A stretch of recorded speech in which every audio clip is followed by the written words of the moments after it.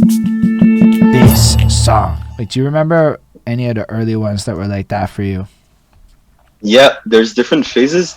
The first one that was like officially my shit, that I was officially like my band that I liked was Iron Maiden. Okay. Yeah, because my dad got me into them, and he showed me the Trooper. Oh no, it was Ace Society, the first song, and I was like, oh my god, this is That's the uh, plain song, eh? yeah, that's the plain song. And then that was like my first favorite band or stuff like that. And my first, I can pinpoint the moment that I like my love for music exploded, and it was the Foo Fighters. That was my first band. That like every song they did was just I thought was amazing. I didn't think there was like one bad song. So that was just the band that just started it all for me That's real as a cool. teen. I think that's amazing because I love the Foo Fighters, so it's really cool to hear you say that. I think the Foo Fighters are incredible to this day. Um, Mm, so were you learning a bunch of Foo Fighters songs back then? all of them. That's fresh. I was yeah.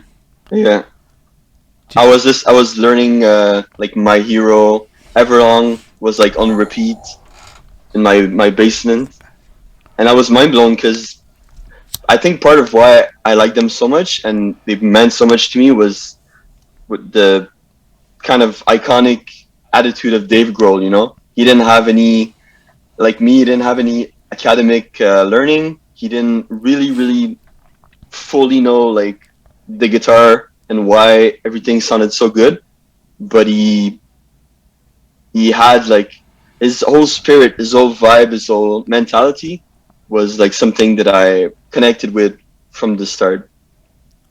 that's Yeah. nah, it's really dope. I'm really glad that you somehow brought up Everlong. It's a blessed song. Were you into like the Guitar Heroes and stuff? Was that like really big with y'all, or was that like not? I don't know. I played the world tour one, the world I think World Tour 3. Fair. I was That's actually when I discovered uh a Dream Theater, but with that game thinking a lot of. pulled me under. I discovered Dream Theater because of that game as well. There's a lot of Mm. music I didn't know because until that came through. So fair enough. So you have all that going on. Do you end up joining bands or whatnot, or are you just playing on your own? At first, I was playing on my own a lot, and I didn't join bands until I met some people in high school. And high school was really when I started playing with some people and starting to do some shows. And are you born here or are you born somewhere else? I'm born here in Lakeshore, but I'm mixed. Whoops, my bad. I'm mixed Quebecer and Bolivian. So That's fucking my cool. father is a Bolivian. Yeah, yeah. Nah, it's fresh. And what part of Montreal are you from? I grew up in Pierrefonds, Yo, West Island. I respect that. Yeah, I like yeah. no, I like Purify. No, I just like to ask that still because, like, at the end of the day, as much as Montreal is Montreal, it's still a really big city, and growing up in Purify is completely different than growing up in another part of town. Mm. Because y'all don't have metros, y'all have to deal with real awful midnight ending buses. That's a real thing in Purify. Um, Oh anyway, my god. so what? So you end up getting into the band in high school. What high school do you go to? I went to Collège Beaubois. I'm not sure where that is, but that's for I don't really know the French side. It's yeah, it's in Pierrefonds. It's No, yeah. so do you end up joining a band or do you just kind of jam around with people? I had this friend. I started going like realizing that some of my friends were actually musicians. This girl was a singer. This guy was a bassist, not a drummer.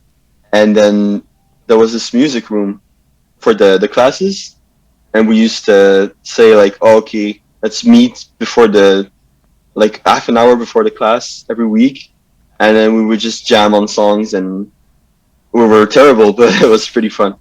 Yeah, No, that's super cool. yeah. And you just play guitar? Did you also dabble with other instruments?